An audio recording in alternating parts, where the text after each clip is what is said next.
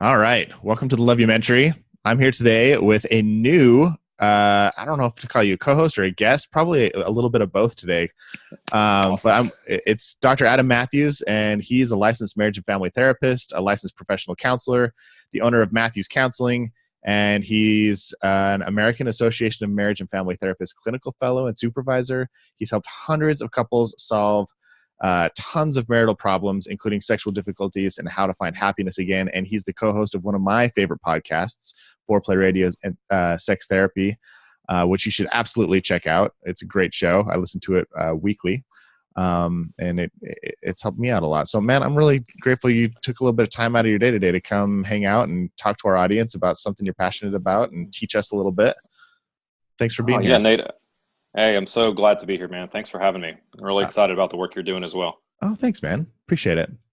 So we had a little pre-interview chat about what you wanted to talk about, and you hit me with this idea that you want to talk about processes and principles over content and outcomes, and how getting the wrong order can totally screw us up when we're trying to work through issues in our relationships. Can you tell me a little bit more about that idea? Yeah, so I think it's something that I've just been seeing in couples a lot lately, and kind of been fiddling with it, especially in how to present it to them. And then when they get it, it seems to a light bulb seems to go off. And it maybe some definition of terms has helped. So when I'm talking about content, for instance, content in relationships tends to be things that we fight about, or preferences that we have, how we want things to go.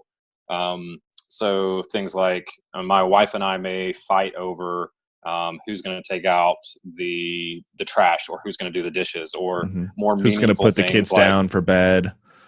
Yeah, that kind of stuff for sure. To even more meaningful things like how often we're going to have sex, how we're going to have sex, like how to manage the budget, how to manage the budget, how we're going to spend time together. Anything like that becomes the content of our life, and it becomes the content of how the things that we have conflict over. But that stuff tends to be to really get us stuck, because we start to have our own preferences, and we start to dig our heels in, so to speak, about that we have to have it, that it has to be this way, that this is either the right way to do it or the best way to do it. Having sex, every day versus having sex once a week, or that the trash has to go out every morning versus only on trash days. Whatever it is, like we just get stuck in that and we get focused on that. And that causes us a lot of anxiety. It causes our anxiety to go up, causes our stress levels to go up, especially when we're not getting that, when we're not being able to convince our partner that our way is better. And that causes us to really sacrifice good processes for how we go about resolving some of these things, right? So that may be that we sacrifice the time in which we talk about it, right? So we talk about it at a bad time. We talk about it right before we go to bed, and which ensues a lot of conflict. Or we talk about it when our partner is coming home and they've had a bad day, or they're really tired. They're right after work. We launch into it. Yeah, or the worst for me and my wife, it's when we're hungry. Like having any sort of productive conversation when one of us is hungry, it's like always just a nuclear bomb. It just doesn't work. Right. Yeah. So we stop each other. It's like, do you need to eat something? Are you hangry? Yeah. Should we stop and have some food before we continue this conversation? Yeah, that'd be a good idea. Yeah, absolutely. Never fight while hangry. That should be everybody's slogan. I wouldn't be surprised if, like, you should just have, how you have emergency granola bars and stuff, or fruit snacks for kids. Yeah. I think we should carry them around for ourselves. And when we start feeling tense, just eat something, get a little bit of nutrition in your body, and you calm down a little bit. Anyway. That's like a whole Snickers campaign, right? Like that's the whole, you're not you when you're hangry, basically. Yeah. But it's true. It is absolutely true. But in some of those things are really, those processes, I mean, it's funny, but it's also very, very true that some of those really small things, I think, I don't know if you found this, but like they make things bigger than they have to be. Oh, right? Yeah, it blows everything out of proportion. Yeah, and so everything feels more like your fault or my wife's fault, or it feels more like we get blamey, when sometimes it's just simple things like, we really shouldn't have this conversation. when we're hungry or when we're stressed or when we need to find time to be able to do that. And it's processes like that. It's things like, we are not, maybe it's for some couples, it's, we don't want to raise our voices with each other, or we want to, this is kind of the essence of Gottman's Four Horsemen, it's a better process for how you go about doing things, but we don't think about those things. It's more automatic for us to start to argue about the content. And I think then we get into we start getting into this tug of war with our spouses, and somebody has to win in the argument. When we focus on the content, that leads us to get into those much faster than if we go about how the process is going to be for us to solve this problem. Then it gets more into we're doing something together. We're on the same team. It's much more collaborative. It's much more what we want to look like, what we want it to look like, rather than driven by this kind of content driven stuff. Yeah, I like that. So what's a good process? Let's talk about some processes that might work that people could focus on instead of focusing on the content. Yeah, for sure. So there's several. I think some of them you have to tweak for. I mean, we'll obviously give some examples, but I think every couple, they're going to have to find the ones that really work for them, because one of my foundational beliefs about relationships is that every one of them is really different. I mean, there's some things that we know that are kind of foundational, but you have to really kind of figure out what works for you.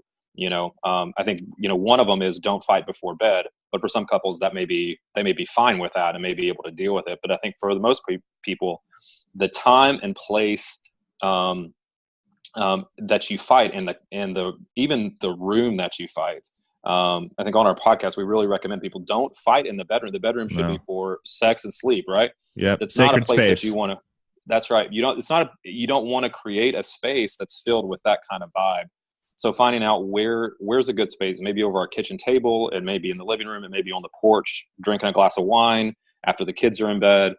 That may be the time where we want to have those discussions. And so I think that's just a really simple thing that I think the process of going about resolving conflict and sharing your hurts with your partner, if you can think through when's the best time, where's the best space, and what do we want to be doing in that time, that really helps us focus on each other and feel kind of tied in as a couple. I once heard a story of a couple that they would only have their arguments when they were slow dancing in the kitchen together after they'd cleaned up after dinner.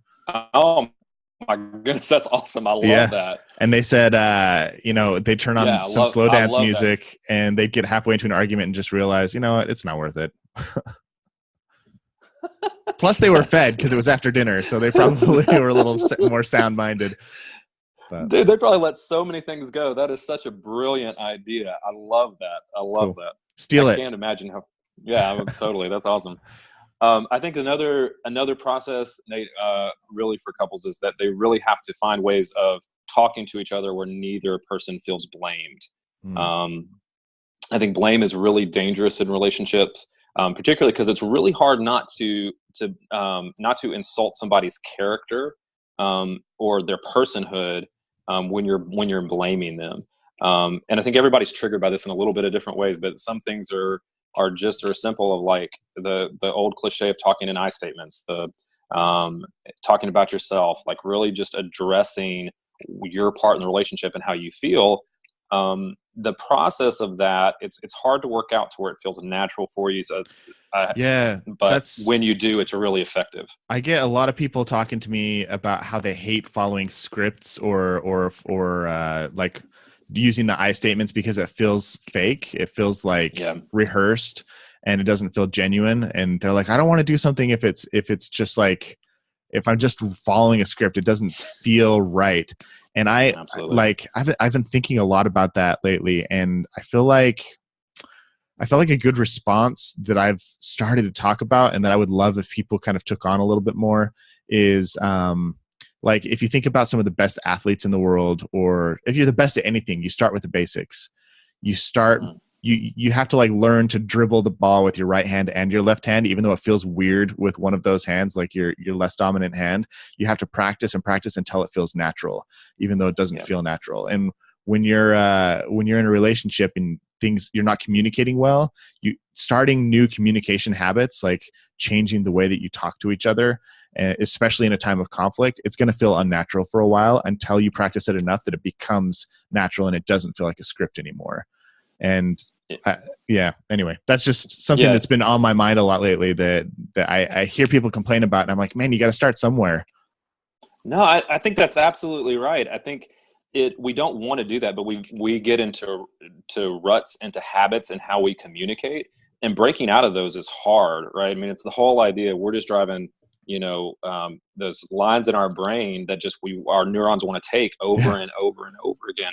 And breaking out of that is super difficult. And if we don't own that, how hard it is. I have people, a similar thing that I hear people a lot say is they want it to be more organic or natural. And I say, like, there's nothing that's organic or natural that doesn't have some sort of structure to it, right? That you have to build on. So a vine has to have a trellis to grow up. That kind of thing. Like it has to be that way. That's what we see in nature. That's what we see in our bodies. And so we have to have some kind of structure in our communication until it feels so natural. And sometimes when you are changing that human behavior, which is so hard to change, you need a little bit more structure to make sure that things go the right direction. Yeah. And I think the more I think couples can have fun with this too. I don't think it has to be so heavy. I mean, I very much understand it. I don't want a script in life for what I'm supposed to say. But I think that couples can really have fun with this, and where they know that they're going to follow a script. I think it's kind of like the slow dancing, man. Like it can be funny, and it can be like, I know you're doing that. I know you're following the script, but I know we're also trying to change this together. And so we can go into that together. So can I tell you, this might be, I'm just going to tell you. So my wife and I started doing something kind of weird a couple of weeks ago. So we noticed that there was we would start to feel the pinch of conflict when one of us would say something and the other person wouldn't respond. Like maybe they'd be on their phone or they'd be distracted, but it's like you try and throw out a bid for connection and then the bid goes completely unrecognized. And so we decided that now when we have that awkward gap between when we, like, if I say something and my wife doesn't respond, instead of like getting upset and frustrated, I just go like this. And she goes, "Oh, sorry. I was supposed to respond to your bid." And it was like a funny way for us, instead of getting upset and being like, I said this thing and you didn't respond to me. Instead, we just make the fart noise, and it's like, oh yeah, I missed a bid here, and let me just like repair really quick and we'll figure it out. And it's turned into something funny instead of something heavy. And that was one of our little recipes in the last couple of weeks that we've used to kind of not make it feel so unnatural or heavy or like awkward. Yeah, that is awesome. I mean, that's process, right? I mean, that is like that's the process of how y'all go about like that is our process. Each other out on that, which is much better. Yeah, it's so much better. This is completely irrelevant, but I had a friend in college who was a RA. He was a resident assistant on the floor, and he would always resort anytime any guys got into conflict, he would step in the middle of them and just drop his pants, which would completely like dissolve the tension. Completely like dissolve the tension. Like I think it's something very similar to that. Anyway, so I mean, I think that can work in marriage too, man. Fight naked. I think so. I think so too. Fight naked. I think it would lead to a lot more better. I'm so angry at you right now. Takes off shirt. That's right. I can't believe you forgot to pick up the tickets. Takes off pants. We're gonna have a real discussion about this. Yeah, that's right. Right. Just wait till I get my belt off. Oh, jeez. The belt. Not the belt. Not the belt. That's a different. So many layered meanings in this analogy. That's right. Oh, that's funny. That's right. Yeah, take that one back. There's a better way to say that one. Awesome. But anyway, I think those are just some of the processes that people can try that when they focus on them. I mean, they can see, like, even just talking about them, I think we could come up with a ton that would be really helpful for people. That would just change the course of their conversation and their conflict for sure. Definitely. I feel like what are some of the ways that people typically resist process in their relationship? We kind of talked about that it feels unnatural, but are there other things that you see people doing on a regular basis that are preventing them from getting to the core of the issue because they're so hung up on a process? Yeah, I mean, I think they just get so flooded about the argument in itself that it's hard to slow it down. It feels like it happens really fast in the kind of heat of the moment issue that comes up. And so I think being able to slow that down, go slower, to take more breaks, to allow themselves to come to a place of where they know what they want to say and what the real issue is. Slowing down also helps you keep on in the present and what you're actually talking about, rather than going off into wild tangents and bringing stuff in from the past, all that kind of stuff. Talk to me. You hit on something important there.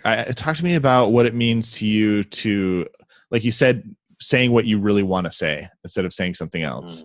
I feel like that can be a big problem inside this kind of process, is getting carried away and wanting to have the conversation about, like, let's say when we're going to have sex, or when you're going to take out the garbage. And then, like, how do conversations like that get taken out of, or kind of, I don't know, what's the word I'm looking for? How do they lose themselves and kind of fall into that pit? Well, I think then you lose, what you lose is the ability to communicate what you need in that, and why what you're talking about is important. And you get stuck on the fact that you're wanting to change the other person's behavior, rather than that there's something that you need in the relationship, right? The garbage example, I think it's an easy one to talk about because it's benign, right?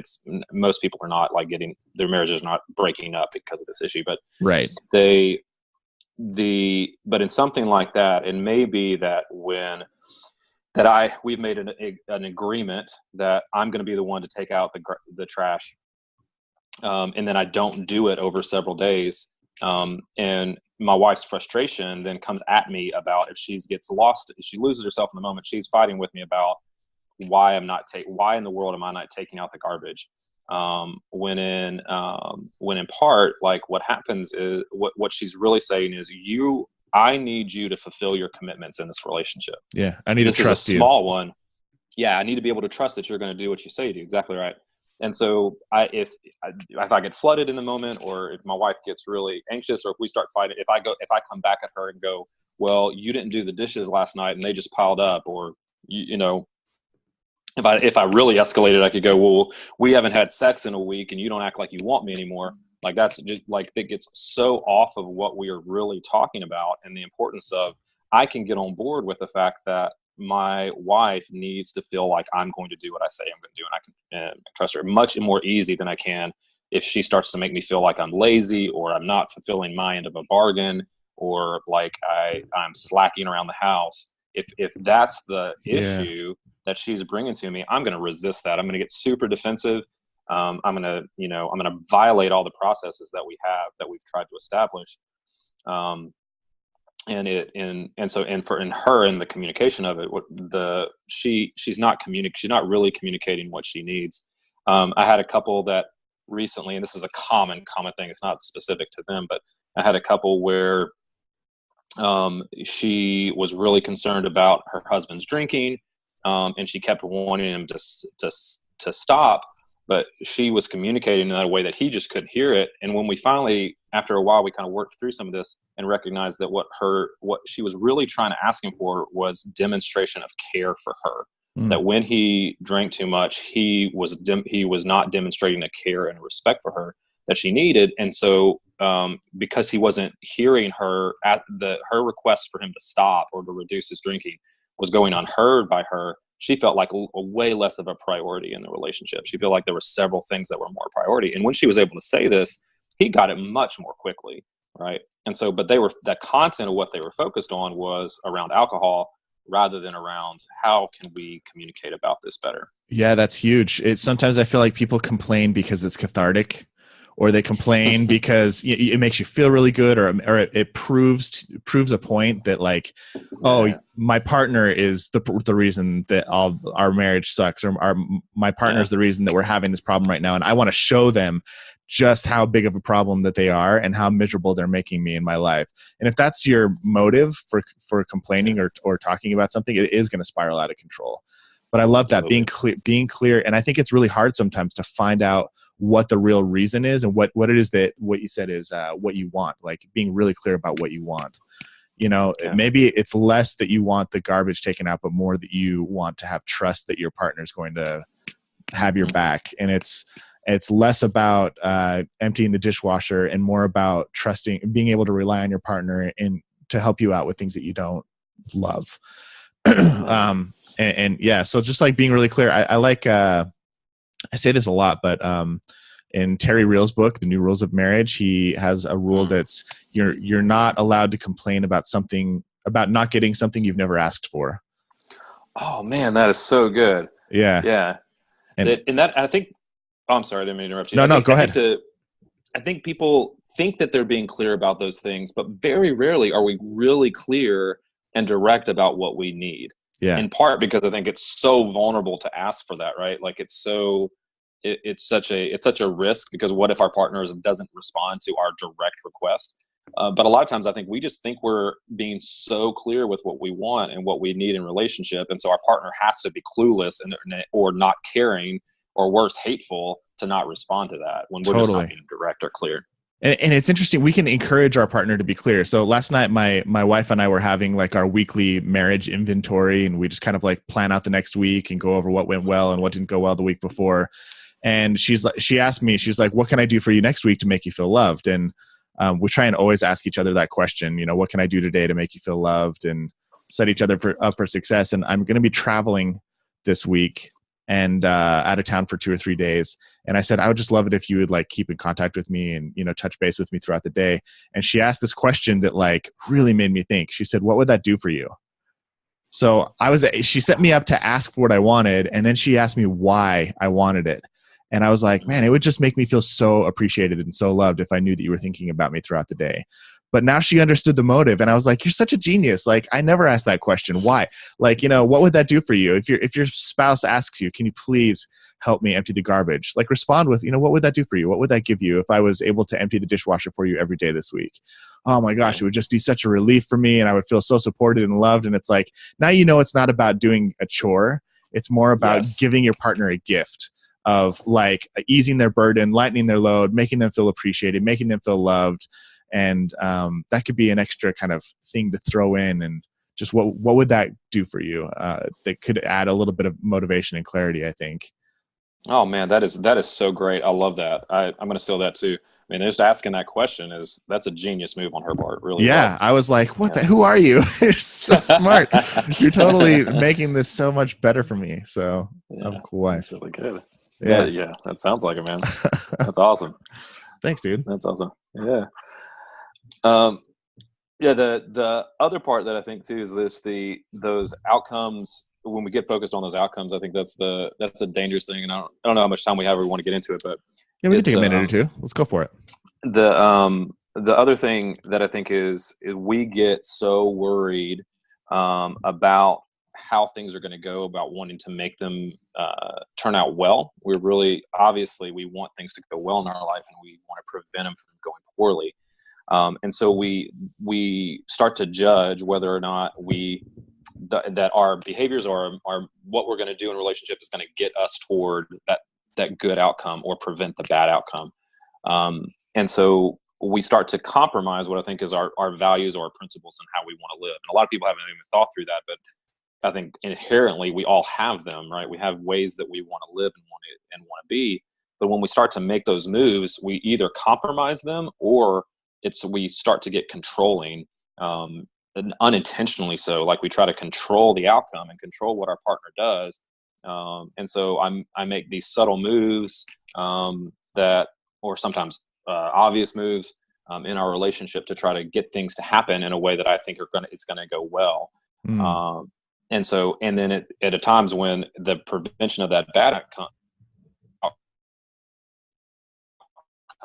means that I do things that I don't want to do, it's going to create this kind of tension and anxiety within me, where I'm not, for instance, I don't share something that would, like, back to those needs that we were talking about. I don't share because I'm afraid it's going to rock the boat, right? I'm afraid to say things start to go well, and I'm afraid to say it because I don't want them to go poorly. And so I may have a principle of like, I want to be transparent and honest in my relationship and in life, but then I start to compromise that because I'm afraid things are going to unravel, or my spouse is going to explode at me, or they're going to get so angry that they're not going to respond, or I'm going to be rejected. And so that keeps me from doing the things that are actually going to resolve it, right? Like the avoidance of conflict, for instance. Conflict builds intimacy. When it's done well, you have to go through conflict to have greater intimacy in your relationship. And if I avoid it, I'm doing the thing that just keeps us moving further apart rather than brings us together. But I'm avoiding that conflict because I am so afraid of what's going to happen, right? I'm so afraid of destroying any kind of good that I have, or I'm afraid of that it's going to get worse, or whatever it is. I'm afraid of that outcome, as opposed to like really thinking through these are the principles I want to live by, and they're always right. Like kindness in how I fight is always right, always the right move. Being transparent and honest 99% of the time is always right. And so there's those things. If I start to live by those things individually and as a couple, if I know what those things are and I move in that direction, then the outcome, I can't control the outcome anyway. Like the outcome is outside of my control. It's kind of something I talk about with every single couple. You can only control what you do. You cannot control what the outcome is, but we think we can. And when we get sucked into that trap, we really start to compromise who we are, which then just makes anything feel wrong and feel not good. That's huge. Yeah. I can think of so many things that couples avoid talking about because they'd rather try and control the outcome than follow their actual values. Yeah. And a lot of them don't even know what they are. And so I think even that discussion in and of itself with your spouse is such a great one. Me and my wife did this a year or so ago, where we just really said, what are our values that are going to direct our life? And when we clarify that, it's like our move to North Carolina, for instance, a few years ago, we were looking at that and going like, why did we do this for ourselves and for our family? And we were like, well, when we didn't know anybody, it was a brand new thing. We were leaving a place we loved and cared about the people, and had great friends and great work situation. And when we were really down to it, like we had a value for like adventure and seeking new things. And it made that decision easier for us. When we have a principle of like, we are going to talk kindly to each other, no matter how upset we are with each other. Like that principle, when we stick to it, our fights go so much better, and it guides us. It guides me in what I'm going to say to her. And it allows us to kind of really have some, I think of them as signpost. It really kind of gives, it's directional, it shows us where to go and where to step. That's awesome. That is great advice, my man. I'm really glad that you dropped on to the episode today to share your knowledge and wisdom. Oh man, it's so much fun. I really appreciate it. Yeah. I'd love to have you back. Where can people find you if they want to learn more about you? Yeah. So a couple different places. They can go to mathewscounseling.net. We're also under that name on Facebook and Instagram. Cool. 1T. And you can also 1T. That's right. Yeah. 1T and Mathews. But then you can also, foreplayrst.com is a location of our podcast, iTunes and Stitcher. You can find us there. Awesome, dude. I hope people tune in and check you out, especially if they're out in your area. Yeah, absolutely. Awesome. North Carolina is a great place. It is a great place.